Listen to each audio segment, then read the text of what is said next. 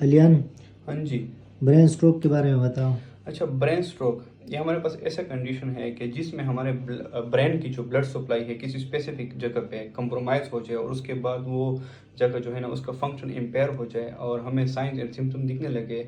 वो sign and symptoms कोई भी हो सकते हैं, वो हम शदीद सर में दर्द हो सकता है, वो जो है ना फालिज हो सकता है, या और भी सिम्टम्स है साइंस है कि जो डॉक्टर मालूम कर लेते हैं, तो उसको हम ब्रेन स्ट्रोक बोलते हैं।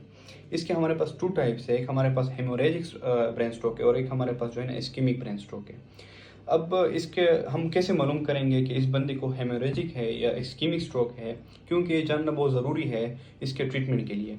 अगर ये हेमोरेजिक स्ट्रोक है और हम इसको ट्रीटमेंट इस्केमिक स्ट्रोक वाले दे दें तो ये तो कम्युनिकेशन और भी बढ़ा देगा, तो इसके लिए बहुत ज़रूरी है कि हम टाइम पे इसको डायग्नोज करें कि हेमोरेजिक है इस्केमिक है। तो उसके लिए हम जो है ना नॉन कंट्रासिटी करेंगे, उसमें हमें जो है ना वो एक्सक्लूजन के लिए करेंगे। अब एक्सक्लूजन का क्या मतलब है? एक्सक्लूजन का मतलब ये है कि इस्केमिक स्ट्रोक जो चेंजेस है, इस्केमिक चेंजेस वो हमारे ब्रेन में 6 to 12 आवर्स के बाद जो है ना शो होते हैं, और जो हेमोरेजिक चेंजेस है, ब्लीडिंग जो है वो डायरेक्ट शो हो जाती है ब्रेन में।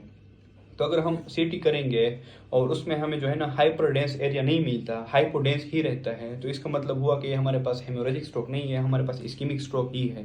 तो इस तरह फिर हम कंफर्म कर लेते हैं। तो इसमें हम ट्रीटमेंट क्या करेंगे? अगर ये इस्केमिक स्ट्रोक है, अगर इस्केमिक स्ट्रोक है तो इसमें हम जो है ना इसमें हम टिश्यू प्लाज्मिनोजेन एक्टिवेटर देंगे, रेटिप्लेस दे सकते हैं, अल्टीप्लेस दे सकते हैं, टेनेटिप्लेस दे सकते हैं। ये उसकी ट्रीटमेंट हो जाएगी। इसके बाद हम जो है ना अंडरलाइन काज को मालूम करेंगे, क्या वजह क्या है कि जिसकी वजह से जो है ना स्ट्रोक हुआ है। ये तो इस्केमिक स्ट्रोक की बात हम कर रहे हैं। अगर इस्केमिक स्ट्रोक है तो उसमें या तो एम्बुलस होगा या थ्रोम्बोस होगा, या हमारे पास कैरोटिड आर्टरी स्टेनोसिस होगी।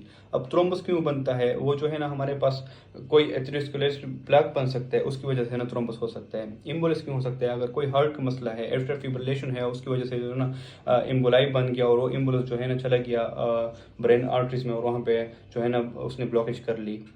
या हमारे पास ऐसा भी हो सकता है कि अगर किसी में पेटेंट फोरामेन ओवेल हो और किसी बंदे में डीवीटी भी हो और वो जो है ना वो क्लॉट आ जाए, वो एम्बुलेंस आ जाए राइट एट्रियम में, और राइट एट्रियम से डायरेक्ट लेफ्ट एट्रियम में जाए और लेफ्ट एट्रियम के बाद लेफ्ट वेंट्रिकल में और इस तरह बॉडी में और फिर ब्रेन में भी जा सकते हैं। और तो ये या हमारे पास कैरोटिड आर्टरी स्टेनोसिस हो सकती है और वो भी जो है ना हमारे ब्रेन उसमें जो है ना इस्केमिक स्ट्रोक करा सकती है। तो ये तो हम मालूम करेंगे। इसी तरह अगर ये हेमोरेजिक स्ट्रोक है तो वो या तो हाइपरटेंशन होगा होगा बंदे को, या वो अगर ओल्ड एज का है या उसको कोई रिस्क फैक्टर्स होंगे, वो हम अलग से मालूम करेंगे। लेकिन ज़रूरी ये है कि हम सबसे पहले मालूम करें कि इस्केमिक स्ट्रोक है या हमारे पास हेमोरेजिक स्ट्रोक है, और वो हम नॉन कंट्रास्ट सिटी से करेंगे। और इसके लिए हम एक एमआरआई भी कर सकते हैं, डिफ्यूज वेटेड एमआरआई, जो हमें 6 से 30 मिनट्स के दरमियान इस्केमिक चेंजेस भी बता देती है, लेकिन वो बहुत एक्सपेंसिव है। तो इसलिए हम जो है ना एक्सक्लूजन वाला क्राइटेरिया को चूज़ करते हैं, क्योंकि वो नॉन एक्सपेंसिव है और डायरेक्ट हमें बता देता है कि हाँ ये इस्केमिक स्ट्रोक नहीं है, मतलब है कि हेमोरेजिक स्ट्रोक नहीं है, तो ये इस्केमिक स्ट्रोक ही है। तो ये हमारे पास जो है ना ब्रेन स्ट्रोक है और इसकी मैनेजमेंट। डेरा मना जी।